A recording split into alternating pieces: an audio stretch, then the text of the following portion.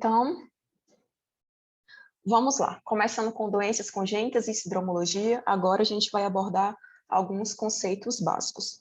Começando com o próprio conceito de defeito congênito. Defeito congênito, de modo bem geral e bem simples, são distúrbios de origem genética e ou ambiental. A gente tende a achar que defeito congênito necessariamente é alguma condição determinada por um erro genético. Mas não, defeito congênito é um termo genérico utilizado para descrever que o ser humano, o bebê, ele nasceu com uma determinada anomalia, seja ela de origem genética ou de origem ambiental. Então, defeito congênito quer dizer que a pessoa nasceu com aquela condição. Esses defeitos, eles podem ocorrer eles podem ocorrer durante o período embrionário ou durante o período fetal.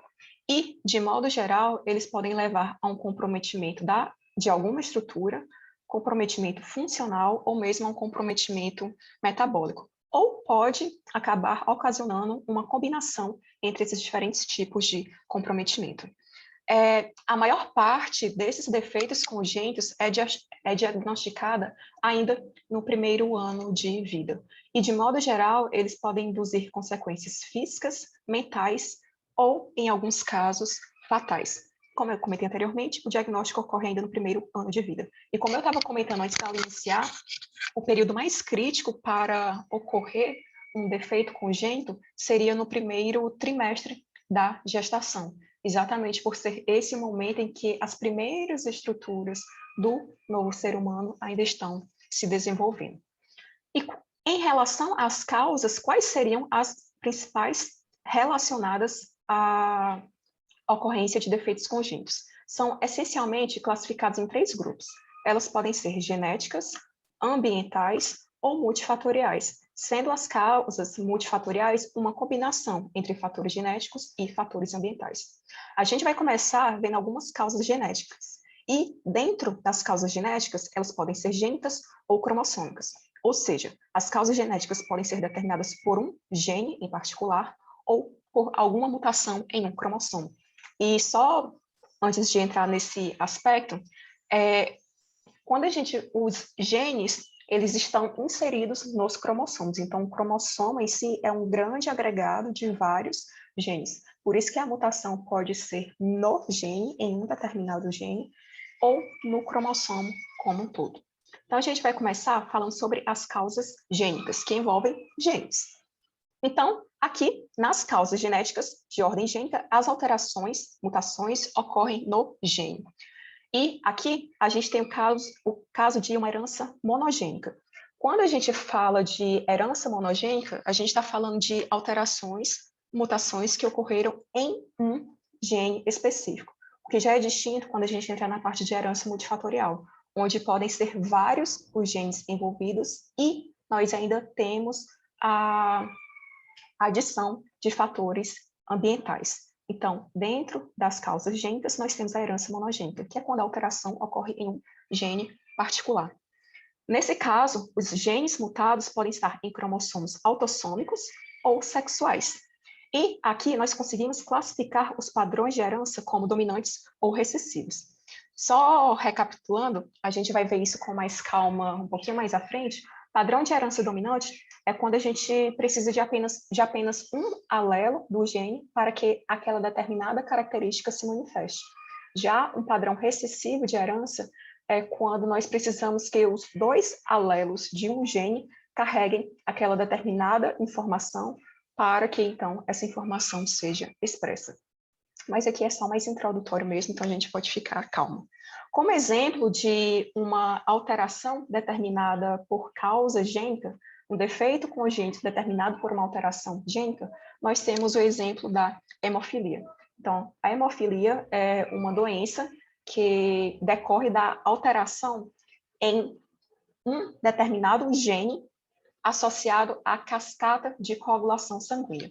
Então, a mutação pode ocorrer no gene que codifica o fator de coagulação 8, ou pode ocorrer no gene que codifica o fator de coagulação 9. E aí a gente pode ter a hemofilia A ou a hemofilia B. Mas os sangramentos nesses dois tipos de hemofilia são praticamente idênticos. O que vai determinar a gravidade do sangramento será a quantidade do fator que de fato está presente no plasma. Então, se for uma alteração que suprima definitivamente a produção do fator de coagulação, aí a tendência é que o sangramento seja mais grave. Então, aqui, só para mostrar, a gente tem um dano no vaso sanguíneo. Em uma situação normal, eu teria o pronto reparo dessa lesão e a coagulação, que então permitiria a reestruturação do vaso. Na hemofilia, não. A gente vai ter um distúrbio da coagulação que não consegue reparar o tecido do vaso lesado. E, por isso, o sangramento tende a se prolongar por mais tempo. E aqui, só para mostrar que a hemofilia é o que a gente chama de herança recessiva ligada ao sexo. Vocês lembram que eu falei que na alteração gênica, a alteração pode estar em um gene, em um cromossomo autossômico ou em um cromossomo sexual? Então, no caso da hemofilia, a gente tem uma herança ligada ao cromossomo sexual. E por que ela é recessiva? Porque ela precisa estar presente nos dois alelos do gene para que ela se manifeste. Aquele famoso azão-azinho, azão-azão, homozigoto, azão-azinho, heterozigoto, azão-azinho, homozigoto recessivo, é exatamente aí onde essa questão pega. Então, no caso da hemofilia, a gente precisa que a pessoa seja recessiva para poder, então, expressar essa condição que determina a hemofilia. Já quando a gente fala das causas cromossômicas, nós estamos nos referindo a alterações numéricas ou estruturais nos cromossomos.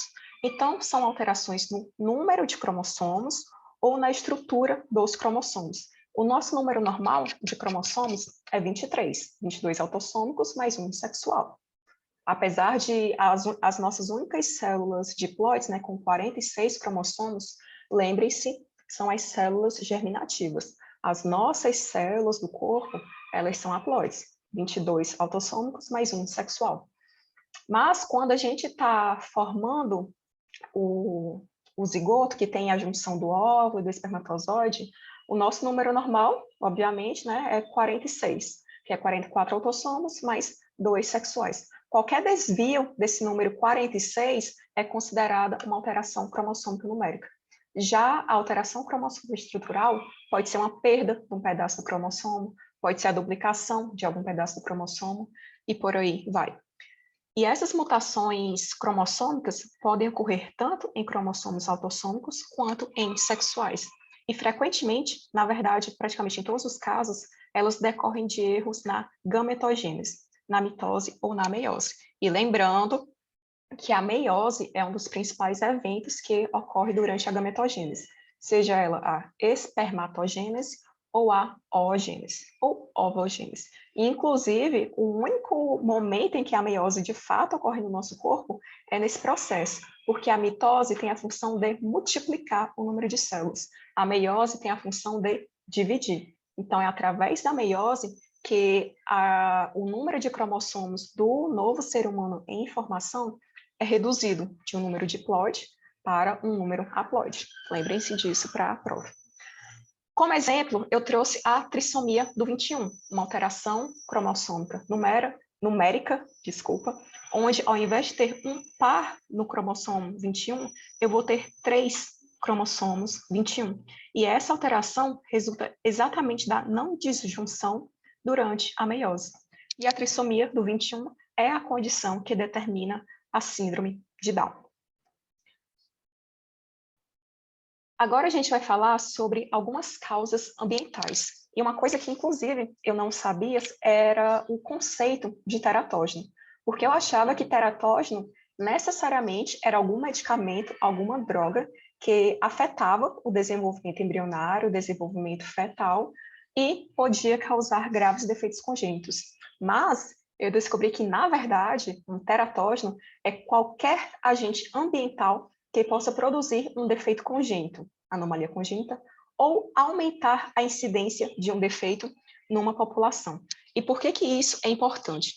Porque necessariamente um teratógeno é qualquer coisa, literalmente é qualquer coisa externa ao genoma, à constituição interna do embrião ou do feto. Então, o teratógeno pode ser um medicamento, pode ser um agente infeccioso, pode ser uma radiação ionizante, qualquer fator externo ao organismo em desenvolvimento que está sendo gestado e que possa afetar o desenvolvimento desse organismo em formação é considerado um teratógeno.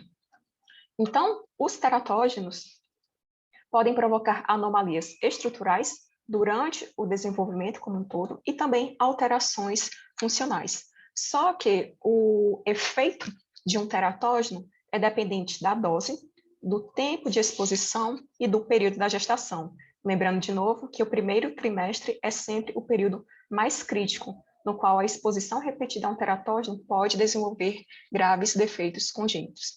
E até como eu já antecipei no slide anterior, os teratógenos podem ser divididos didaticamente em 3 categorias.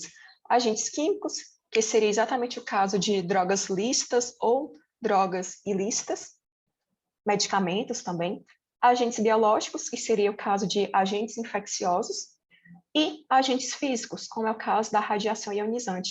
E é só lembrar daquele caso, eu não sei quem é muito novo, né, que talvez não lembre ou não saiba, mas do acidente radioativo em Chernobyl, na Ucrânia, que teve um acidente numa usina nuclear lá, e as pessoas da cidade, quem sobreviveu, por muito tempo foi afetado ou afetada pelos efeitos da radiação que deixou literalmente a cidade radioativa. E muitas mulheres que depois engravidaram geraram muitos bebês com defeitos congênitos, exatamente por essa persistência da radiação no organismo. Então, nesse caso, o defeito congênito foi decorrente da ação de um teratógeno. Quem era o teratógeno? A radiação. E por que a radiação é considerada um teratógeno? Exatamente porque foi um fator externo ao desenvolvimento do embrião, do feto, que acabou induzindo essas condições anormais. Como exemplos, eu trouxe 2. O primeiro deles é a síndrome alcoólica fetal. Nessa situação, o consumo de níveis moderado a alto de álcool no início da gestação pode alterar tanto o crescimento quanto a morfogênese do embrião ou do feto, que seria o processo de formação dos tecidos ou órgãos. Não é uma síndrome assim tão comum. Na verdade, a gente tem aquela questão, né, de não saber se não é comum ou se os casos é que não são divulgados. Mas o ponto é que recém-nascidos de mães alcoólicas crônicas, eles tendem a exibir um padrão de defeitos específicos, que incluem a testa enrugada, os olhos muito pequenos e quase sem cílios, e também eles colocam a questão dos lábios finos. E há grandes chances de ocorrência de prejuízos no neurodesenvolvimento. O outro exemplo que eu trouxe foi a síndrome congênita na Zika, com a questão da microcefalia. E aqui muito interessante, que eu não sei se todos sabem, mas a microcefalia é uma consequência da infecção congênita, né, da infecção do embrião ou do feto pelo vírus Zika. E nessa situação, existem N outros fatores que caracterizam a infecção do embrião ou do feto pelo vírus Zika. Então, a microcefalia tende a ser a característica mais visível, mas existem N outros fatores que estão associados à infecção congênita pelo vírus Zika. E esses fatores, em conjunto, é o que determinam a síndrome congênita da Zika. Então, interessante é que a síndrome congênita da Zika pode estar presente, pode ser diagnosticada na presença ou não de microcefalia. Então, não necessariamente a microcefalia está diretamente associada à infecção.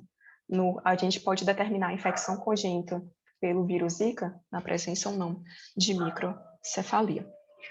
E agora, entrando nas causas multifatoriais. Quando a gente fala em causa multifatorial, a gente tem que lembrar de herança multifatorial. E por que multifatorial? Porque aqui eu vou ter a ocorrência simultânea tanto de fatores gênicos quanto de fatores ambientais. E por ser algo que pode envolver inúmeros genes e os mais variáveis eventos ambientais, fatores ambientais, não há padrão claro de herança. Então, aquele heredograma bonitinho, né, da árvore do quadradinho pintado, ou da bolinha clara, não se aplica em herança multifatorial, porque é muito difícil rastrear onde que determinada doença, determinado gene mutado começou a ser transmitido. Porque aqui eu sempre vou ter a interferência de um fator ambiental. Tanto é que, quando a gente fala de herança multifatorial, a gente costuma dizer que esse tipo de herança tem uma maior relação com predisposição. Então, as taxas de ocorrência de uma determinada doença tendem a ser maiores em um determinado grupo populacional. Por exemplo, aquela questão da doença de Tay-Sachs, que tende a ser mais frequente em judeus, pela sua constituição genética, por ser um grupo mais fechado. Então, seriam padrões de doença que tendem a estar mais frequentes num grupo populacional determinado, mas que não se sabe muito bem o que de fato determina essa condição. Como exemplo, outro exemplo, eu coloquei a fenda palatina não sindrômica. E por que não sindrômica? A gente vai já descobrir o que é uma síndrome. Mas aqui, nesse caso de fenda palatina não sindrômica, que é a fenda no palato, e ela pode ser apenas no palato mole, ou pegar o palato mole e o palato duro, a gente está falando de uma predisposição genética, mas a gente não sabe de fato qual o gene ou quais os genes envolvidos, mas a gente está falando de uma predisposição genética decorrente de alguma mutação gênica que, ao interagir com determinados fatores ambientais, como alcoolismo ou tabagismo, por exemplo, podem resultar neste fenótipo. Então, a gente tem uma causa gênica que não sabe muito bem qual é, associada a algum fator ambiental, que aí vai ter que investigar para determinar quais esses fatores ambientais, que em conjunto determinam essa condição. Então, esses são os conceitos gerais associados a defeitos congênitos que a gente trabalhou até o momento. Agora, a gente vai entrar nos conceitos de sindromologia. O que é a sindromologia? A gente viu que os defeitos congênitos, apesar de parecer que podem ser determinados por poucas causas, quando a gente entra na causa gênica, na causa ambiental ou na causa multifatorial, são inúmeras, infinitas as consequências possíveis. Mas, a depender do defeito congênito, do tipo de defeito congênito, ele pode ser classificado como uma malformação ou má formação, como uma deformação, como uma disrupção ou perturbação, ou como uma displasia. Então, agora a gente vai ver alguns exemplos de cada um desses defeitos congênitos para entender por que eles são classificados como cada uma dessas categorias. Então, a gente vai começar com a malformação. A malformação, ela se refere a alguma anormalidade morfológica de um órgão, parte de um órgão ou partes do corpo. E a má formação, ela é resultante de um processo intrínseco de desenvolvimento anormal. Então, foi alguma alteração genética, foi alguma alteração mesmo dentro do próprio, inerente ao organismo em desenvolvimento, embrião ou feto, que determinou aquela condição. E nessa situação, ocorrem estruturas incompletamente formadas, não devidamente separadas ou não formadas. Como exemplo, eu coloquei a hérnia diafragmática congênita. Nessa situação, o diafragma ele não fecha completamente. Então, houve algum problema dentro do embrião, do feto em formação, algum problema mesmo no processo de desenvolvimento desse novo ser humano que impediu, que inviabilizou o fechamento completo do diafragma. E quando isso acontece, o intestino tende a ficar protruso, tende a ficar protuso através do diafragma, e ele tende a se estender através do abdômen. Então, aqui a gente tem uma situação normal, em que o diafragma está todo fechadinho e ele, separa, né, sistema respiratório, coração, do trato gastrointestinal. E aqui a gente tem a situação em que há essa hérnia diafragmática. Então, essa presença dessa abertura no diafragma, que não fechou completamente, permite que o intestino, ele literalmente suba e passe a se localizar em parte da cavidade abdominal, podendo então migrar para a cavidade torácica. Agora a gente vai entrar na disrupção ou perturbação. Nessa situação, ocorrem anormalidades morfológicas de um órgão, de partes de um órgão ou de partes do corpo. E muita atenção, a disrupção é sempre associada a um processo extrínseco que afeta o desenvolvimento normal. Então, ao contrário da malformação, que é algo que do desenvolvimento do feto que, enfim, seguiu uma via errada, aqui a gente vai ter ação de algum fator externo ao desenvolvimento, tipo assim, não surgiu do corpo do embrião, do feto, é algo externo ao organismo, que acabou afetando o seu processo de desenvolvimento normal. E aqui, as causas podem ser ambientais, quer dizer, as causas frequentemente são ambientais, e os agentes causadores são os teratógenos. E não necessariamente a causa ambiental é do lado de fora da mãe, e aí afetou a mãe, afetou o feto. Como exemplo, eu trouxe aqui a amputação ou compressão por bandas amnióticas, que é uma situação que ocorre pelo próprio saco amniótico, pelas fibras que formam o saco amniótico.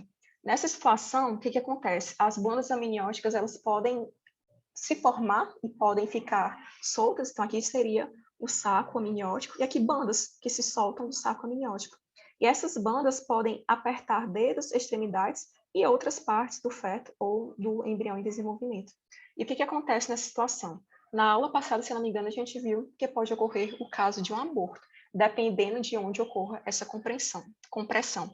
Mas é possível também que o bebê ele nasça com várias perturbações no seu corpo. Eu tirei todas as imagens que eu vou mostrar para vocês agora, eu tirei deste artigo. E ele mostra diferentes fotos de um feto que foi afetado por compressão por bandas amnióticas. Então, aqui a gente tem a constrição no antebraço direito.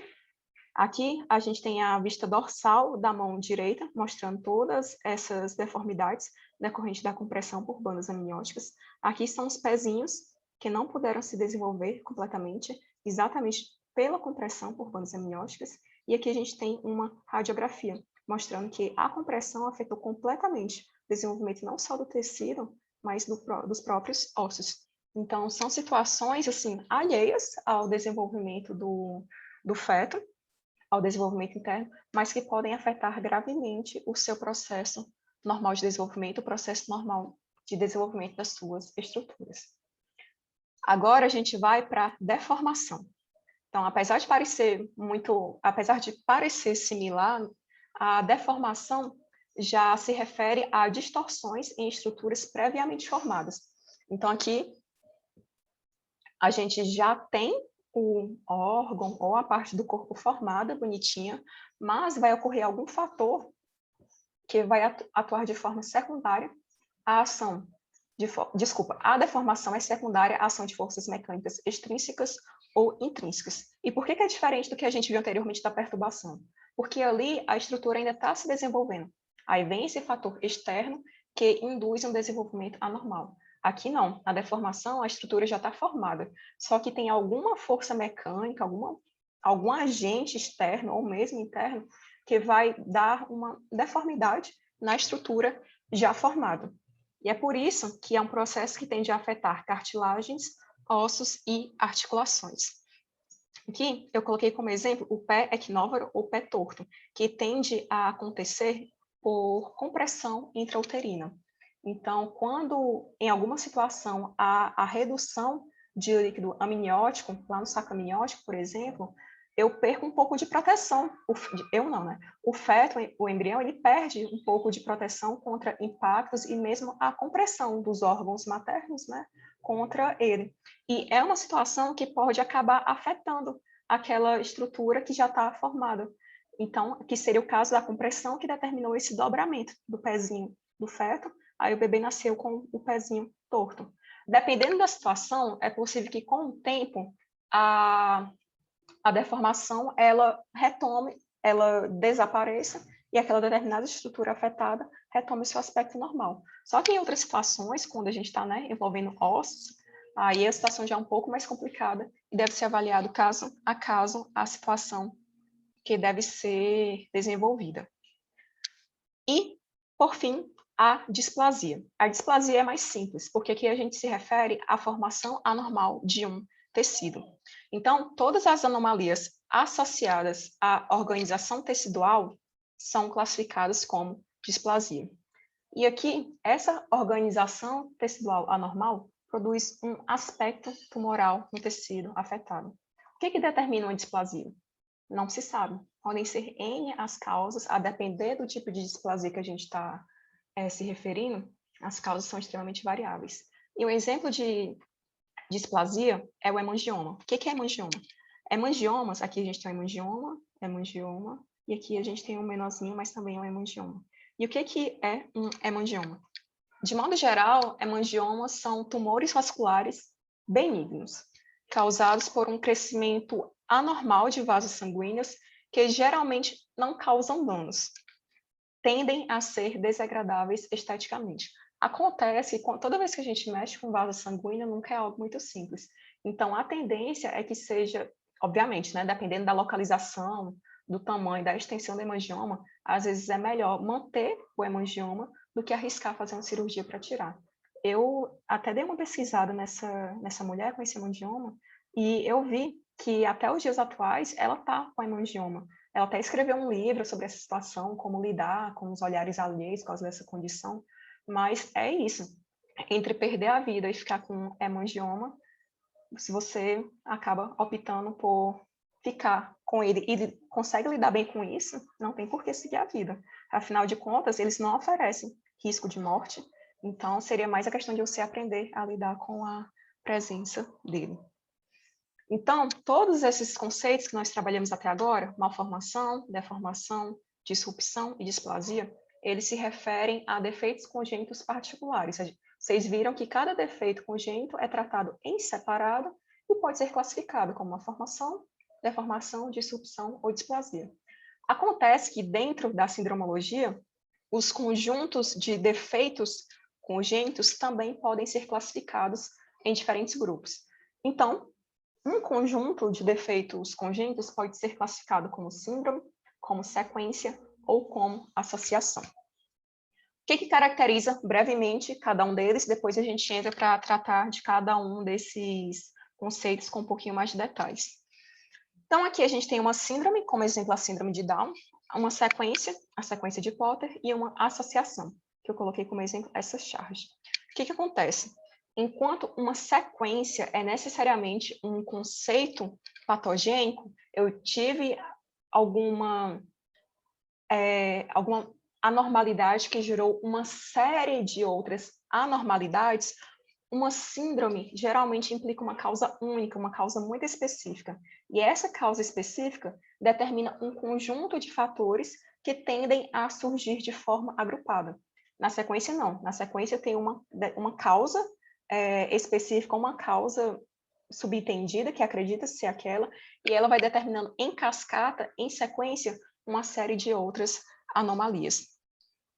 Já a associação, ela difere tanto da síndrome quanto da sequência, porque em uma associação, apesar de eu também ter um conjunto de defeitos que ocorrem mais juntos do que separados, a frequência com a qual eles ocorrem juntos não é o suficiente para caracterizar uma síndrome.